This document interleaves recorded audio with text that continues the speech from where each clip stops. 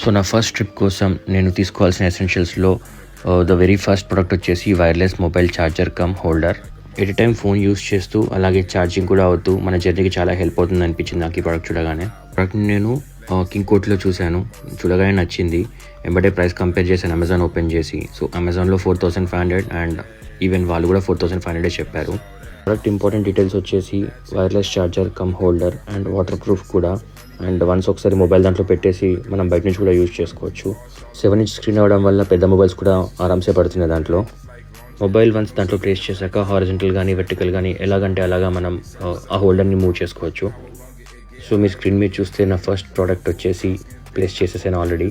And ఒకసారి దాన్ని test చేస్తే నా మొబైల్ని పెట్టాను. ఇట్స్ లైక్ నా iPhone 13. దాన్ని ప్లేస్ చేయగానే ఆటోమేటిక్గా ఛార్జ్ అవుతుంది.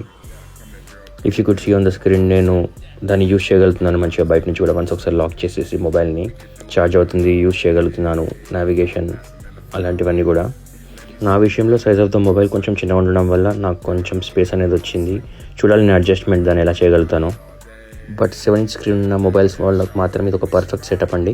ఒకసారి బ్యాక్ కెమెరా ఆన్ చేసేసి చెక్ చేద్దాము ఎలా వస్తుందో వీడియో క్వాలిటీ. మీరు చూస్తే ఇప్పుడు ఇన్ఫీల్డ్ వైబ్రేషన్ వలన లేకపోతే నాకేమైనా సెట్టింగ్స్ చేంజ్ చేయడం రాకనో తెలియదు కానీ చాలా వరకు షేక్ అవుతుంది. దీన్ని సార్ట్అవుట్ చేయాలి ఎలాగైనా నా ట్రిప్ లోపు, లేదంటే ఇంకొక సెటప్ ఏమైనా ఆలోచించాలి. సో దీని గురించి ఎవరికైనా ఐడియా ఉంటే ఒకసారి నాకు కామెంట్ చేసి హెల్ప్ చేయండి ఎలా సెటప్ చేయొచ్చో దీన్ని. Thank you.